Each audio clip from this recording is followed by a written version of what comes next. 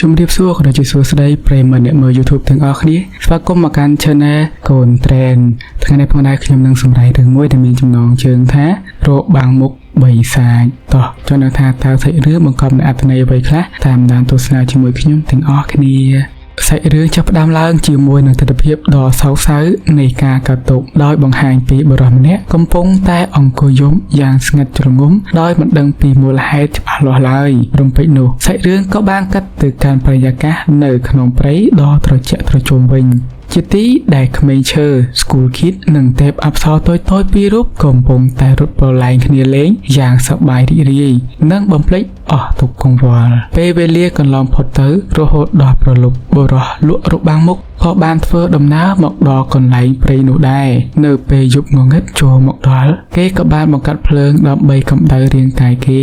រួចក៏បានទាញយករបាំងមុខដ៏អាក់កំបាំងដែលមានឈ្មោះថាម៉ាជូរ៉ាម៉ាចេញពីកាបូបមកអង្គុយពិនិត្យមើលខណៈពេលដែលកំពុងតែសម្លឹងមើលរបាំងមុខនោះគេក៏ស្រាប់តែមានអារម្មណ៍មិនស្រួលនៅក្នុងខ្លួនយ៉ាងចម្លែកដោយមិនដឹងថាមកពីមូលហេតុអ្វីឡើយរហូតធ្វើឲ្យគេវិលមុខនិងដួលសន្លប់សួរដឹងនៅទីនោះផងដែរពីចម្ងាយ School Kid និងទេពអប្សរទាំងពីរបានក៏លេចឃើញពន្លឺភ្លុកភ្លើងនិងបុរសនោះដេកដួលសន្លប់ពួកគេក៏បានដើរសម្ដៅទៅមើលដោយភាពចង់ដឹងចង់ឃើញចង់ឮចឹងណានៅពេលទៅដល់ School Kid ក៏បានឃើញរបាំងមុខចម្លែកនោះជ្រុះនៅលើដីហើយក៏បានរើសយកមកសម្លឹងមើលរំពេចនោះគេក៏ចាប់ផ្ដើមមានអារម្មណ៍ចម្លែកនិងមិនស្រួលក្នុងចិត្តដូចគ្នាផងដែរដោយសារតែអំណាចទាក់ទាញដ៏អាថ៌កំបាំងនិងភាពចង់ដឹងចង់ឃើញ School Kid ក៏បានសម្រេចចិត្តយករបាំងនោះមកពាក់នៅលើមុខរបស់គេភ្លាមនោះថាមពលងងឹតបុរាណដែលបង្កប់នៅក្នុងរបាំងមុខម៉ាជូរ៉ាម៉ាស់នោះ